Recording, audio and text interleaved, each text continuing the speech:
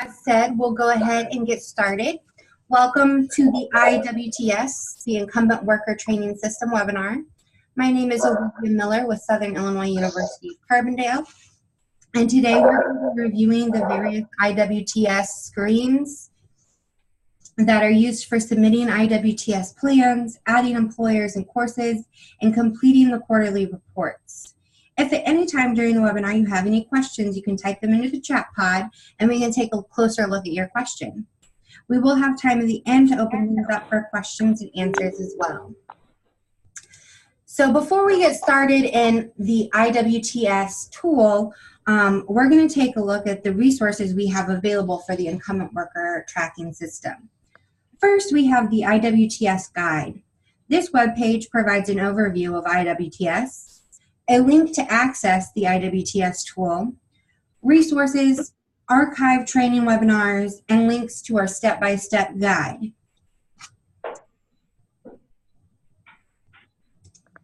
This next slide here just provides a high-level overview of what we saw on the previous slide.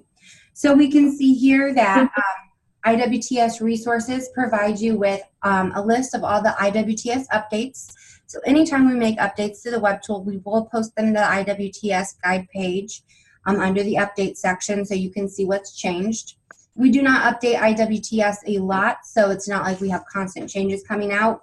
We are getting ready to make some updates to the IWTS system in the next week or two. They're minor updates, but be sure to check that IWTS updates page here before long because we will have stuff posted. We'll also send out a news item letting everybody know once the updates are made. We also provide FAQs, a link to archived training webinars, and a link to the Getting Started with IWTS. Getting Started with IWTS provides step-by-step instructions for going through the Incumbent Worker Training System within Illinois WorkNet.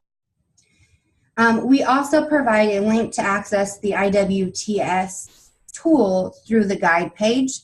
However, you can also access the IWTS tool through your dashboard under your partner tools.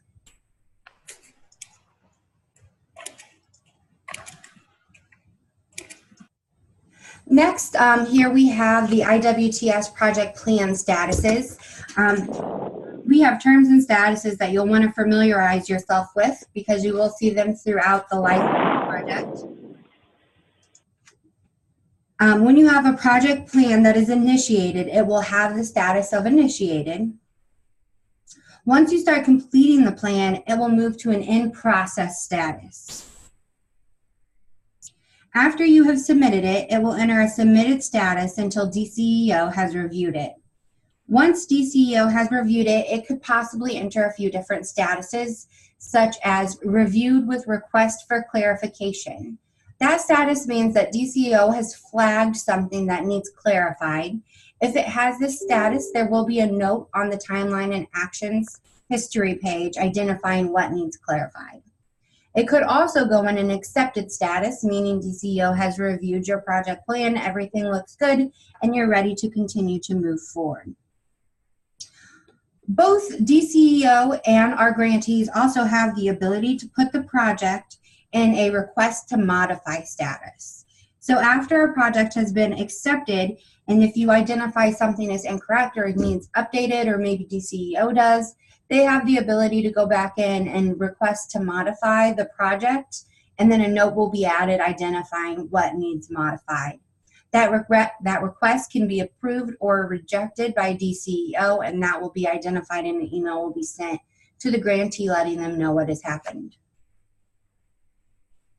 Once your project plan has been completed through the whole process, it will be marked with a completed status. Grantees have the ability to go in and identify it's complete. It'll go into a completed pending status until DCEO goes in and approves that completed status. We also have a canceled status. This status is not used very often. It is rare to see it, but if for any reason during the life of the project it gets canceled, it will enter a canceled status, and a note will be added with the reason why the project was canceled. But like I said previously, It is very rare that they go uncanceled, but it can happen.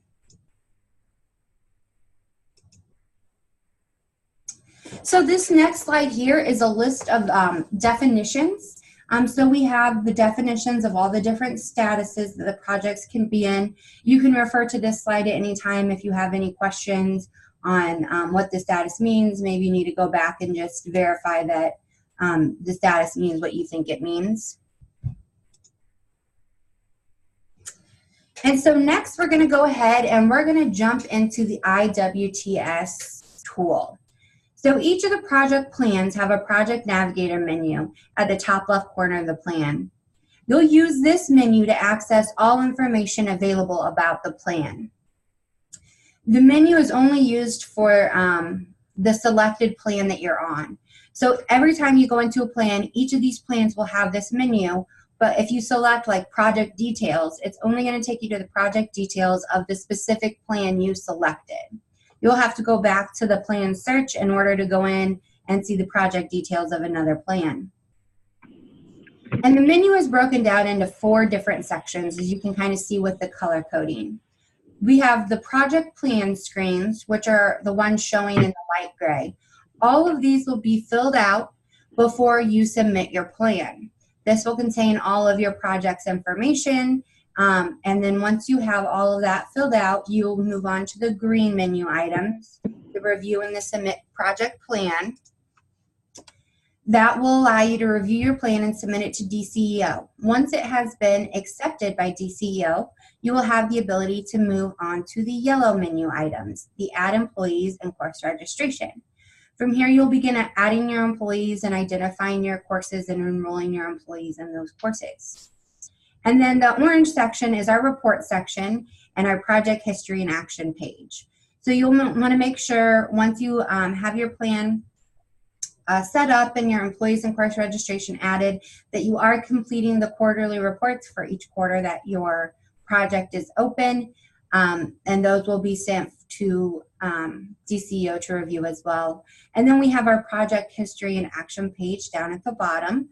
This is the page you can go to see the history of your entire project, the different steps that have been taken, different statuses it's entered, and the emails that were sent out each time it entered a different status.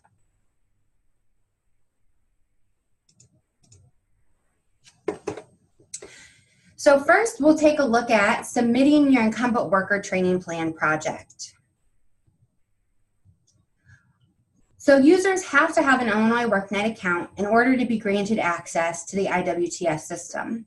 To gain access, for anybody on this webinar or later down the road, if you have a new staff member come in or roles change around the office and you begin taking over IWTS or somebody else does, you'll just send an email to info@illinoisworknet.com with your Illinois WorkNet username requesting IWT access, and you'll also identify the organization you're with that you should be granted access to. Once you've been granted access, in order to access the IWTS tool, you'll log into your Illinois WorkNet account, go to your dashboard and select your partner tools. Then you'll locate and select the Incumbent Worker Training System link.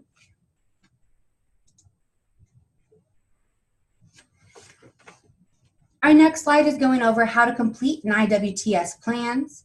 As I mentioned before, the plans are completed following the order of the Project Navigator menu. You will start from the top of the menu and work your way all the way down. In order to submit your plan, you're going to complete all of the gray and green sections.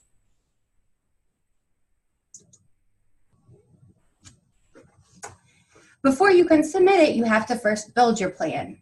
With every screen, you will always do one of the following to save your work. If there's a save button at the bottom of the screen, make sure you always click it after you've put in your information before you move to the next menu item. If there's an add button, you will add the items you selected to the plan. You'll want to make sure that you're clicking that add button and get everything added. You may also see a saved checked items button. You will add all items to your plan and then click the saved checked items. As you save, you'll know your work is saved if you see a green message indicating a successful save. If you see a red message it will identify that it was not able to save because information was missing, and you'll want to correct that item. Make sure you get everything added. As you add or select, you'll see the items listed at the top of the page as you start adding them. So as you start adding something, you're going to want to make sure it's showing up on the page as it's added. If it's not showing up, there's something going on, and you can send an email to info@illinoisworknet.com. And then to move to the next screen, you'll use the Next button, or you can also use the Project Navigator menu.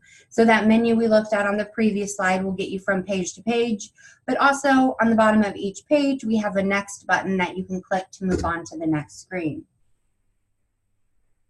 And then as you're going through your plan, you will always see in the top right-hand corner the most current status for that plan. LWIAs using formula grant funds will select the Add New Project plan in order to start adding a new project to the Incumbent Worker Training System. All other grant recipients see the plan template already provided to them by DCEO. And in order to get into the plan template that was provided, you will click the Select button that shows in that orange box in the screenshot. When a plan is initiated, DCEO will identify at least one primary contact to complete the project plan.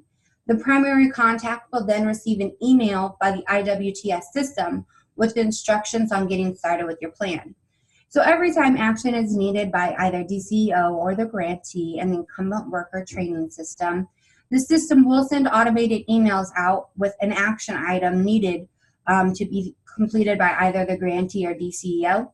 Those emails also contain a link to get directly into the IWTS system, so you don't have to go through logging into Illinois WorkNet, clicking your dashboard, and then going to the Incumbent Worker Training System tile. You can just use the link in the email.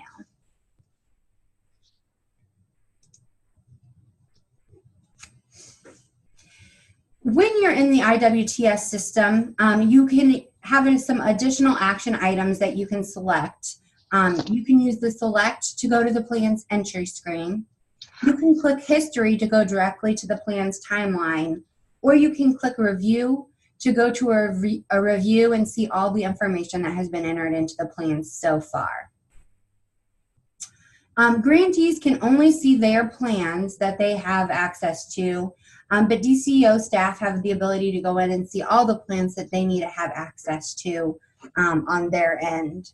So if you see any plans that are showing in your list of projects that you should not be seeing, or if you're missing any project plans that you should be seeing, you can email info@illinoisworknet.com with the project number. If you're not sure, you can let us know the project title and grantee for that project, and we can take a closer look to make sure we get that found and showing on your screen for you. When you're filling out the grant information, this is a pre-filled for all grantees except our LWIA formula grants. For the LWIA formula grants, you will type in the grant number. You can identify the grant type and do a search and select. This will pull back all of the different grants that match based on the information you entered in and allow you to select one of those to associate to your project plan. And all this information is pulled from IWTS. It's not any information that's stored in Illinois WorkNet. So the grant has to have been entered in order for us to be able to pull it back into IWTS. So up next, we see our project details page. The project details page, you will identify the project number, which was assigned by IWTS, the title, the project grant. This will auto-populate based on the information that was entered in on the previous screen.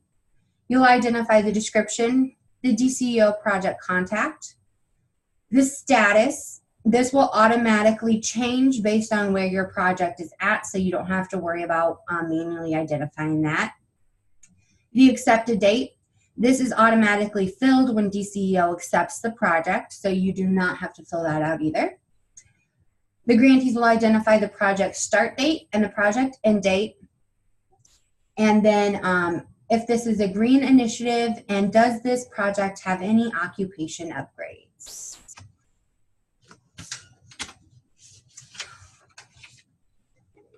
And then this is just continued of the project details page. I couldn't fit it all in one screenshot. So the next fields that will be identified is the incumbent worker grant amount and then the project cost. So the incumbent worker grant amount will automatically pull in based on the grant you selected, and then you will identify the project cost, and then you can see the cost of other projects. IWTS will fill that out based on the information it pulled in on the grant, and then it will give you a balance. IWTS will calculate that based on the 3 fields we identified above. The grantee will then be responsible for identifying the funds used and the needs and benefits. Once this has been completed, you will click Save. Once you click Save, you can then click the next button, or you can use the project menu to move to the next screen. Our next screen is going to identify layoff aversion. You'll select from a predefined at-risk indicators and enter any additional descriptions in the text box below. So you can go in and you can select to add any of the layoff aversion items. Once you've found the ones you want, you'll click Add next to those. And you'll see on this button there is no save. It'll just automatically populate above showing that you have added them. And then you'll click Next. And you can see here that this page is required to be completed before you can submit your project plan. Next, we have our project industries. You'll select the next category to select all codes that apply to this project. So you'll go in and you will check all the items that you want to add to this project, and then you'll click Save Checked Items. Once you've saved the checked items, you can click Next and move on to the next page. And our next page is our grantee information. You're going to go through and identify the grantee organization information. You'll identify, is this organization an employer, the name, the address, the city, state, zip, and phone number, the agency type, the employer industry, the FEIN, the UI account number, and is this location a work site? If the location is a work site, you will then go and fill out the works, or if this location is not the work site, and you are going to have a different work site, you will then click the work site tab and complete that information with the work site information. We also have a contacts tab where you can go in and add additional grantee contacts. Anybody who has IWTS access who needs to receive specific emails about a project should be added as the IWTS grantee contact for that project. You will automatically receive all the automated emails for a project as long as you are added as the IWTS grantee contact for the project.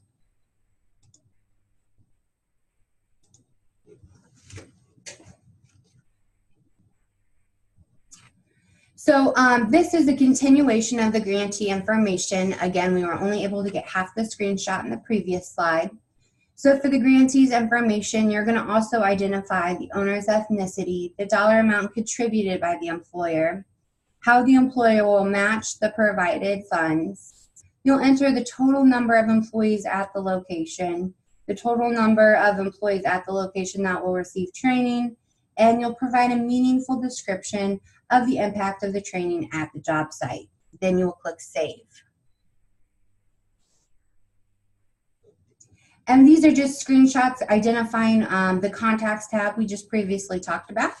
So in order to add a contact, you're going to use the search for an existing person or the add new person button.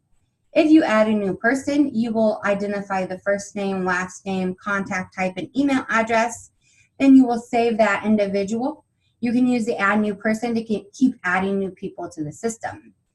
If the person you're adding already has an Illinois WorkNet account and has been added into the IWTS system before, you'll use the search for an existing person, and you can put in their email address and search them, and it will pull back the information we already have and give you the ability to add them to the project as a contact so that they can receive those automated emails as well. Up next, we have the hard to serve groups page. This is required if any of these groups are applicable. You're going to select all the applicable hard-to-serve groups for an employees who you will be giving training to for this project. Once you've checked all the boxes that apply to this project, you will click Save Checked Items. Next, then you'll click the next button to move on to the next screen, which is our project sector screen. For the project sector screen, you're going to go through and identify all the project sectors that apply to this project. Once you've checked all the items, you'll click Save Checked Items, and then you'll click Next to move on to the next page, which is our Employees Occupation page. For the Employees Occupation page, you're going to identify all of the employees' occupations for all of the employees that are going to be completing training. You'll have to work with your employer to kind of figure this out. You can go through and identify by checking each one that is applicable to this project for one or all of the employees that are going to be receiving training. So this right here is actually a good example to talk about a request to modify. So if you were to come into this page and maybe only identify 2 different employee occupations, then you go through, submit your plan, and then as you're adding your employees in, you're required to identify which occupation is applicable to the employee you're adding. You may get the list of employees from the employer and realize that there are 3 employee occupations that fall within these employees that are getting training. And you may need to do a request to modify so you can go back and identify an additional occupation. You will only be able to select from the occupations you identify on this page as you're filling out your employees. So you'd be missing one. So you could do a request to modify, select your 3rd one, submit that, get it approved, and then when you go back to your employees tab, that 3rd occupation is going to show, so you can then identify it with that employee and continue moving forward with your project.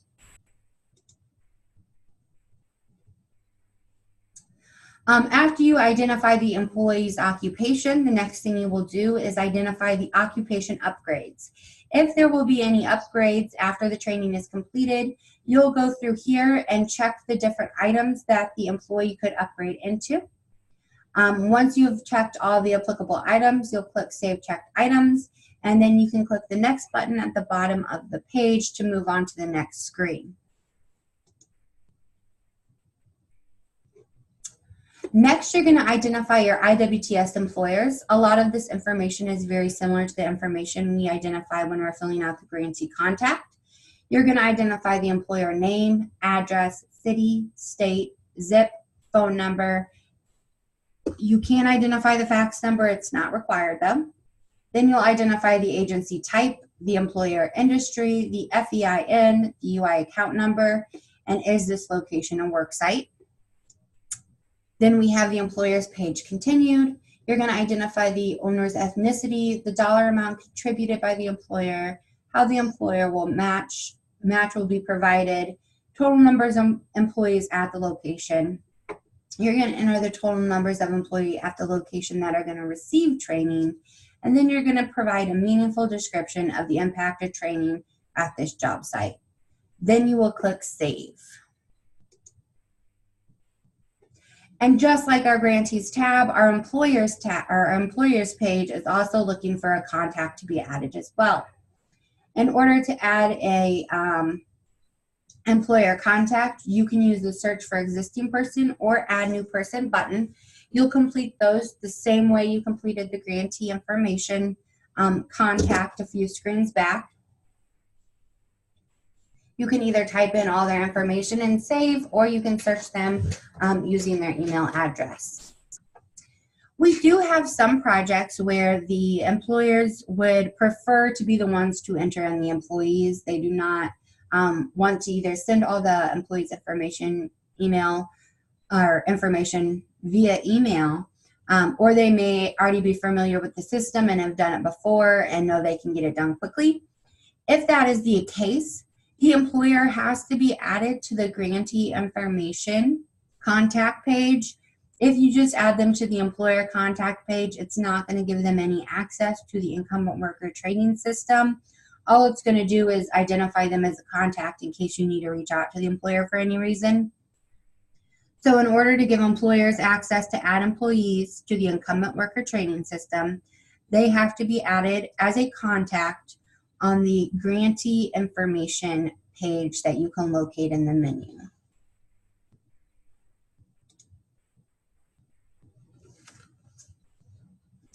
And then we also have for our employer, you will identify if the employer identified is the worksite. If it's not, you will add the worksite in. The worksite information will include the name, street, address, city, state, zip, and phone number of the worksite. Again, fax number optional. You'll also identify the agency type, their total number of employees at the location, the total number of employees at the location that will be receiving training, and you'll provide a meaningful description of the impact of training on this job site. You will click Save at the bottom of the page and then click Next to move on to the next screen. And so once you've added in your employers, if you add in your main employer and then maybe one or two work sites, you're going to have a list start building up for you so you can easily select which one you want to go to view any of the information. You'll also have the ability to remove any of the work sites if you accidentally entered in an incorrect work site or the information is all wrong and you just need to redo it. You can do that as well.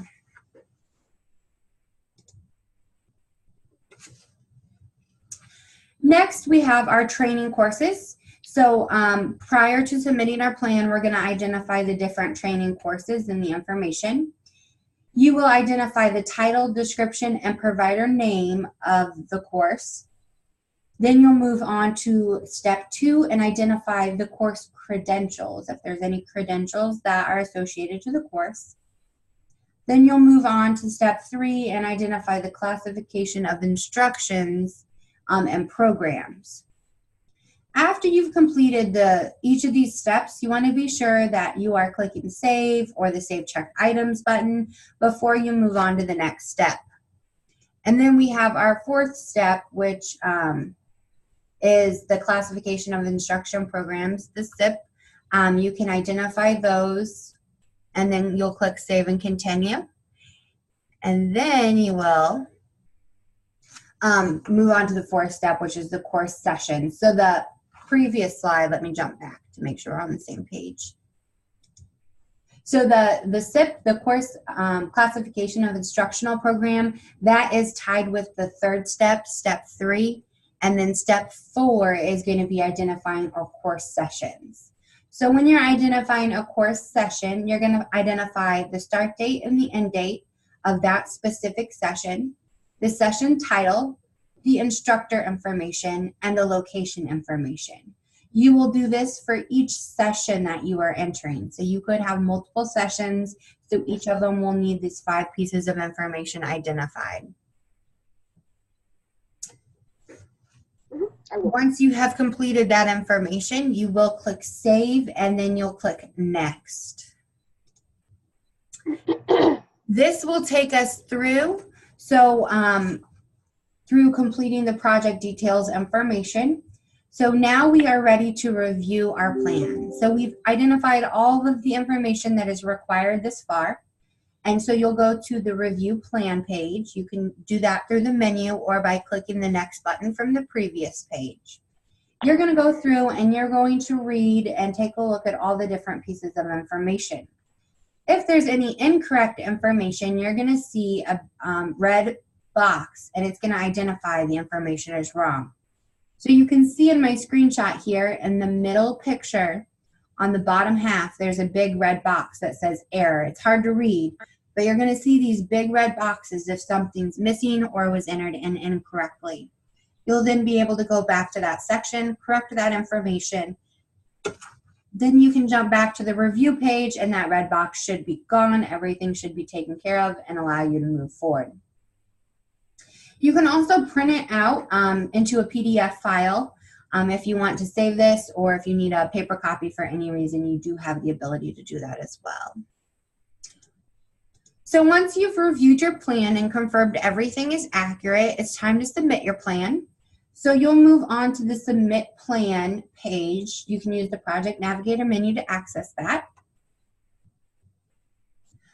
Once you have accessed this page, you'll scroll down through the information all the way to the bottom, where you'll see a button that will allow you to submit your project and confirm you do want to submit it. Once submitted, DCO is contacted via an email that the project has been submitted, and your project status will enter a submitted status.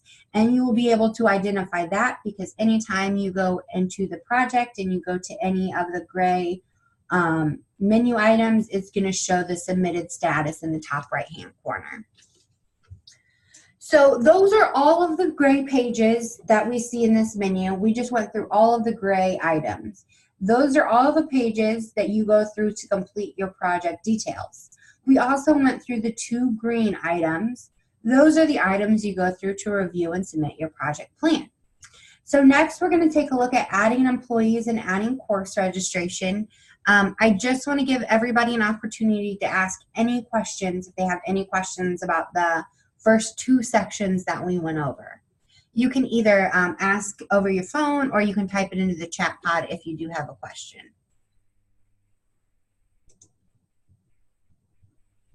Alrighty.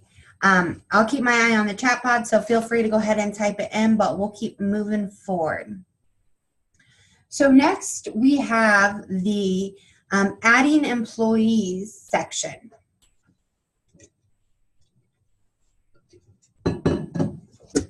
You will not be able to add employees to your project plan until after your project has entered an accepted status, meaning that DCO has reviewed what you submitted and everything looks good and they're ready to move forward. There are 2 options for how you can add employees. One, you could enter each employee one at a time. Option 2 is a bulk upload of multiple employees. So if all the employees have already been added into the IWTS system and have Illinois WorkNet accounts, if you're doing option 1, you do have the ability to search and add, meaning you can search them by their name or email, and I think it's also their SSN too. And it's going to look in Illinois WorkNet, see if we have them, then pull them in with all the information we already have, so you only have to complete a couple of fields. If they're a new employee, they've never been added to IWTS, they don't have an Illinois WorkNet account and never have, you can add them as a new employee and you can input all of their information. Option 2, the bulk upload, allows you to use an Excel sheet. It has to be formatted exactly the same way as the example Excel that we provide in the tool for download when you're using the bulk upload option. You cannot change the column headers or order of the columns, but you can go in and input all of your employees' information in that Excel sheet and then upload it into the IWTS system, confirm those are the right employees, and then import them. When you're using the bulk upload, you are not identifying all pieces of information that are required to be associated to each employee. You're identifying their name, their social, are they in the military, and a few different parts and pieces of their information, but you will still have to go back in, click select next to each employee, and fill out, are they getting an occupation upgrade, what is their occupation currently, and a few other fields. You need to make sure, though, as you are identifying all employees, that you are identifying all employees who are receiving training. We do not need all employees at the employer location, only the ones that are receiving training, but we need to have all of the individuals that are receiving training. So here we're taking a closer look at our option 1 manual entry. You will select the employer and the work site, and then you will search for an existing employee or add them as a new one. So if you have multiple work sites, you will want to make sure you're filtering to the right work site to add the employee to, so they're associated to the correct location. If you're using the add for existing person, you'll search by their SSN and date of birth, and then you'll click get person by SSN. It'll pull back a list of anyone who matches the information you entered, and then you can click add and then save them. If you are adding them as a new person, you will go through and enter in all the information, complete all the information for them, and then click save. If you searched for them, it will open this page. You'll click add and it will open this page for you so you can complete all the information and click save. All right, it looks like I have a question, so I'm going to jump over to that. Mike says, is collecting employee information by email via password-protected document sent by employer in a separate email, an acceptable means of collecting personally identifiable information? Mike, I'm going to let either Lorraine or Gary answer that question, seeing as how Commerce has different regulations for how they want things done, just to make sure that it is okay if we do lock those documents and send them. But I would like to point out, so Mike's email is specifically saying that they are sending the document in one email and the password in another email. That way, if anybody were to hack that email, they wouldn't have everything they need in one email. Lorraine or Gary, would you like to identify if it is okay if our grantees are working with our employers that way?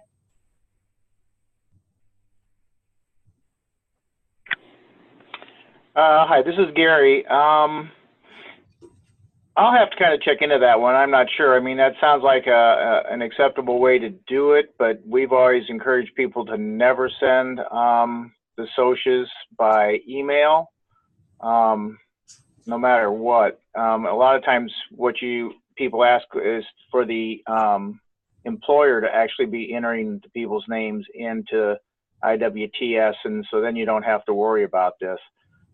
So Mike, I'll check into this and I will get back to you on this, or I'll send out an email that hits everybody in this in the meeting today. Thank you very much, Gary. And Mike, that was a great question. Thanks for bringing that up. So next we have the option to bulk upload. So step one is you're going to complete the bulk upload process. So when you're bulk uploading, let me see here. Do I have a good screen of that? Yeah, so we're going to kind of walk through this. You'll complete the bulk upload process. You're going to get a sample file from the IWTS guide, or if you're in the IWTS system, there is also a link when you select the bulk upload option to download that sample file. That sample file is going to contain all of the headers that you're required to use when you're filling out that Excel sheet. So we have the SSN, first name, last name, zip code, date of birth, ethnicity, military status, disability category, and gender. And so you'll notice on this slide, like first name, last name is one word, or first name is one word, last name is one word. That is how it is on the Excel sheet. You cannot change these headers. You cannot go in and put a space in between first and name. You cannot reorder them. You can't put gender first and SSN last. If you do that, when you try to upload all this data, it's going to error out because it's looking for the data in a very specific format. So make sure when you download this sample file, you just remove the test data but leave all the headers, and then use that sample file to populate your information with. So once you've filled all the information out and have it all into your Excel sheet, you're going to save it, and then you'll click Upload Excel File. Then you're going to browse your computer, find that file, select it, and click Open. Then you'll click the Upload File button in the IWTS system. Once you've uploaded it, you're going to click the View Data button to verify all the data is correct. Now this is where we have a lot of people stop. They view it, or like, this all looks good, and then they just close out of the window. You have one more step that you have to do. If you close out of the window now, nobody's going to be added. The last and most important step is you have to import all the data into the system. We're having you view it prior to the system importing it because we don't want to add a bunch of employees that are wrong. So you upload it, look at them all, make sure they all look correct, then you click Import Data. That will pull all of the employees into the Employee tab into the IWTS system. As it's importing, it's going to let you know if any errors occur during the import. It'll also let you know how many employees were added to the system during that import. So make sure you're looking at that modal window that pops open to see that it was successful and that the right number of employee records were imported. Once that's happened, you can close the window. Then you'll click the refresh button on the employee screen, and you should see all the employees showing on the screen, just like so. So you're going to have all of them showing with their names and everything after you've refreshed the screen. Like I said previously, we're not identifying every single piece of information on these employees. So your next step after you've uploaded them all is you're going to come in and click select next to each employee, and you're going to identify the employee occupation, will a training update occur, and if the training occupation was completed. Once you've identified those pieces of information for the employee, you will click save. Once you've come back to this page, if you need to make any changes to the employees, or if you maybe added the wrong employee, you can use the select or remove button. The remove button will disappear once you start identifying statuses of in progress or completed on the quarterly reports for these employees. So if at any time you need to remove an employee, you will always do it from the employee page, but you might have some additional steps depending on if you had marked them as enrolled in a training program and in progress. And if you ever have any questions or need to remove anybody and maybe don't see that remove button, please feel free to reach out to me and I can definitely take a look and let you know what we need to do in order to get them removed.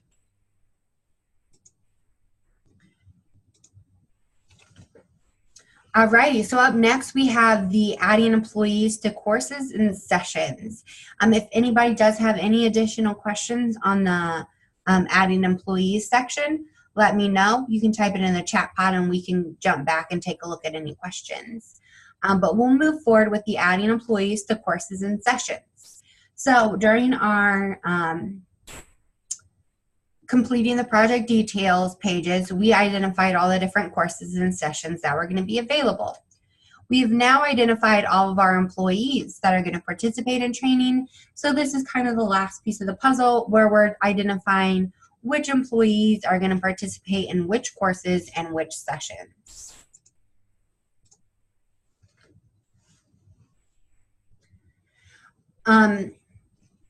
So this is where you will add employees to courses and sessions and make any corrections to remove employees from courses or sessions. So if you accidentally identify the wrong employee enrolled in a course session and you go to complete your quarterly report and you're like, hey, wait a second, this person shouldn't be here, you'll jump back to the course registration page in order to remove them from a course to get them out of your quarterly report. You'll only remove employees from a course that were mistakenly added.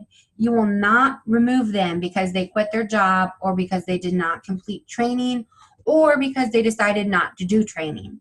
If the employee was originally signed up to do a training and they either changed their mind, quit, or did not successfully complete, they will still stay as enrolled in a specific course because we need to know what the original intent was, and later down the road we can identify why it wasn't a successful completion, but they need to stay enrolled. If an employee does not successfully complete the training, you will indicate that on the quarterly report. So we will eventually figure out why and what's going on with a specific employee if it was not a successful completion. So for course registration, employees are going to be added to the courses. This information should be added as ongoing as the different courses occur.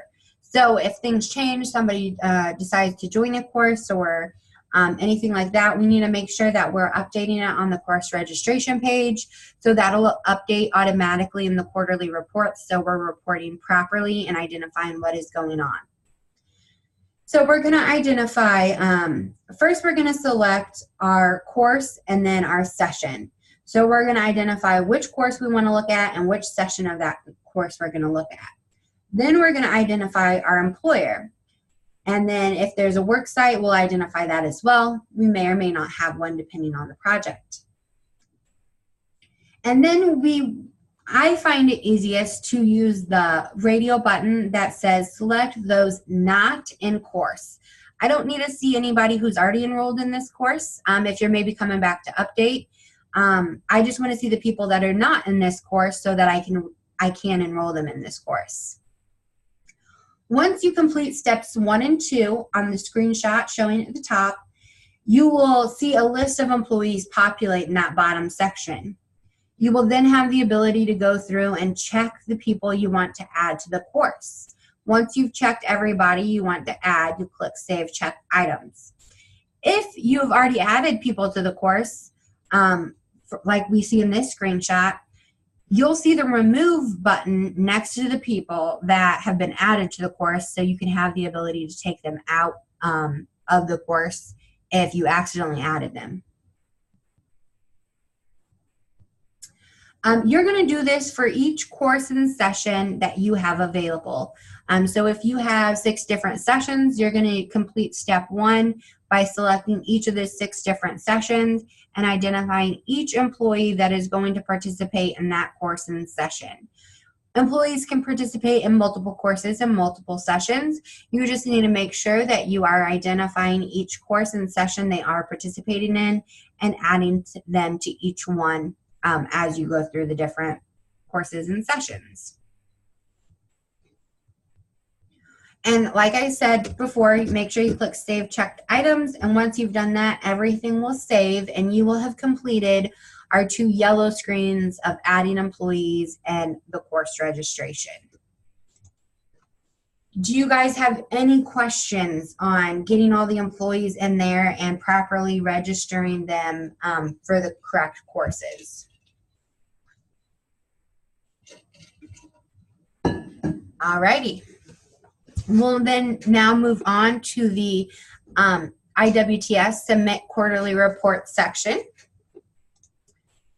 So the quarterly reports are automatically generated for all accepted projects. To access your current quarterly report at any time, you'll use your Project Navigator menu, or you can select the IWTS Quarterly Reports from the left of the navigation menu.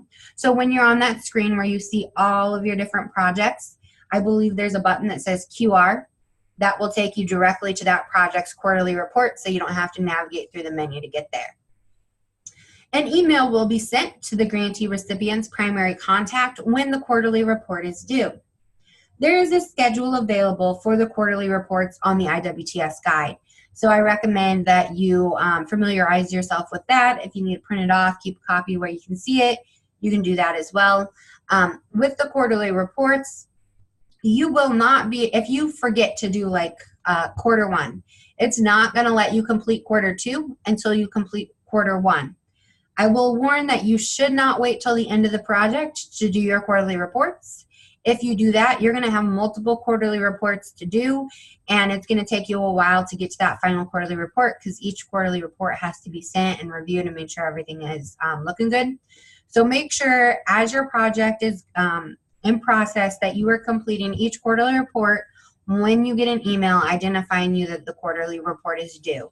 Do not wait till the end of the project to do all of your quarterly reports. For the quarterly reports, you're going to submit the quarterly reports for all plans that have an accepted status.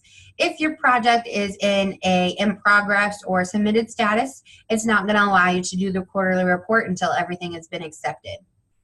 You're going to submit every quarterly report until the final report is due. To submit your final report, you must answer yes to the question, is this the final report? That's how the system will identify that you are on the final report, and it doesn't need a trigger anymore for you. DCEO will approve the final report or request that it be corrected and resubmitted if they find anything that is off or does not match what the project plan details had originally stated. All of that information will be seen on the Actions in History page for when you submit your plan, when you submit your quarterly reports, the different statuses the DCEO may put them in after they've reviewed. So definitely make sure that you take a look at that project's actions and history page if you do have any questions of what's going on with your project. Each quarterly report has 4 sections that need to be completed. You can kind of see that in the screenshot below. So we have the status report. This is just going to be a status report of what's going on with your project. Then you're going to identify the workers' training status. The workers' training status, you will identify a course and a session, and then this is going to populate all of the employees that you had identified were enrolled in there, and you will be able to identify the status of their training, whether that be not started, in progress, complete with a credential, or unsuccessful completion. For all of your employees who are identified with a successful completion only, they will show up on the Workers Training Outcome tab. So once you have successfully completed employees that have completed the training, you will then be filling out the Workers Training Outcome tab to identify if retention was met and a few other items. If you have an employee who unsuccessfully completed training, they will not show up on the Workers Training Outcome tab. They did not successfully complete, so we're not looking for an outcome. So you will only see successfully completed worker training or employees on the Worker Training Outcome tab. I get emails about that every so often. People confused because they're missing 3 employees on the Worker Training Outcome tab. And 99% of the time, it's because those 3 unsuccessfully completed and we're not looking at outcomes. And then our last tab is the Review and Submit tab. This is just where you're going to review the information that you identified in the 3 previous tabs, make sure everything looks good, and then submit your quarterly report. So you're going to, for the status report, we just have some screenshots to kind of show you the different pages. You're going to complete all of the information for the status report, the project overview, outcomes achieved, quarter progress, obstacle description, and benefit description. Then you'll save that. And then for our worker training status, as I said, you'll identify not started, in progress, completed, and credential added to plan, and then did not complete. So only the people who successfully completed will show in the worker training outcome. In progress people and not started people aren't going to show until they've reached that status, and unsuccessful completions will not show. Once you have identified, so you'll go through and update the status of all the different individuals, then you're going to click Update Workers. Make sure you click that red button to update their new status once you've identified them all. You'll need to do this for each course, so you can see at the top of this page. You'll select a course and then identify the training statuses for the employees in that course. Then we have our worker training outcome. So for all those who have successfully completed, you're going to identify, did they retain earnings? Was there a wage increase, or did they receive a promotion? Once you've updated all the employees by checking the proper boxes, you'll click Update Workers. Then you'll go to the Review and Submit page. The grantee will review the quarterly report, all the information. They'll make sure it's accurate. Then they'll scroll down to the bottom, correct any errors before you submit if you do notice any errors, like maybe for the completed and certificate of completion earned. Right now I have a count of 14, but I know that I had 15 people complete. I need to go back and figure out who that 15th person is, get them updated before I submit. Once you scroll to the bottom, you will see a submit button that you will click. And once you submit, DCEO will be automatically notified via an automated email that your quarterly report has been submitted and is ready for review. So that takes us through the quarterly reporting process. We're getting close to 9:30 here, so our last slide here is just our IWTS contacts. If you do have any questions, feel free to reach out to Gary or Lorraine. You can also contact InfoAd if you have any questions, but InfoAd is just going to refer you to me as I manage the IWTS system in Illinois WorkNet. So it'll save you a little bit of time if you just email me directly. And I did just type my email into the group chat. It is olivia.grisheim@siu.edu. So feel free to reach out to me with any questions you have. I'd be happy to go over anything with you, take a look at anything if you're not sure, or answer any questions you may have. Hey, Olivia. Yeah. This is Lorraine. I wanted to kind of piggyback on what you said on the final reports. Yeah. I wanted to let everyone know that the things I look at are when I close out, when you submit a project for closeout, is I look at the project cost and do they match up. If they don't match up, I like to see a reason why. Let's say you train more people than expected, or if it's lower, you trained less people than expected. I look at the number to be trained. I look at the review plans, and I look at the project costs, the number to be trained, and then I look at the training outcomes. And a lot of people don't complete the requirements, or, you know, that happens. I like to see a note about it in the overview or the outcomes achieved or obstacles. Put down, like, if you plan on training 10 people, but only 8 didn't train, or only 8 trained, so you've got 2 that did not complete training. Put the reason why they didn't complete training in one of those sections about the overview, the outcomes achieved, or obstacles, and that just helps me out. That's it. Thank you so much, Lorraine. Yeah, thank you. Does anybody have any questions for me or Lorraine or Gary that they would like to review before we jump off of this webinar?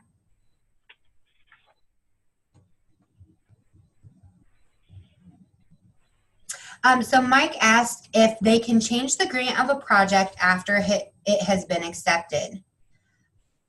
And yes, so if a grant needs change, that is something that you can do a request to modify, or you can send an email directly to me and the DCEO project contact. Some grants, I will have to manually go in and change the grant for you. It will not allow the grantee to update that grant, but we have changed some of the grant numbers associated with projects after it's been put into an accepted status. I just have to receive approval from Commerce before I will go in and do that. And that can all be done via email. We'll also want to make sure the project's updated, reflecting why we changed it, just in case we need to refer back to it at any point in time. And then also for the formula grants, if you do have any questions, you can contact Keelan rather than Gary. And Gary did type in Keelan's email address, so you can get that in the chat. That is also updated on the IWTS guide page. If you go to the contact section, it's going to have Keelan and her email address there, so you can access that as well. I just did not get it updated on my PowerPoint. Do we have any other questions or comments, maybe?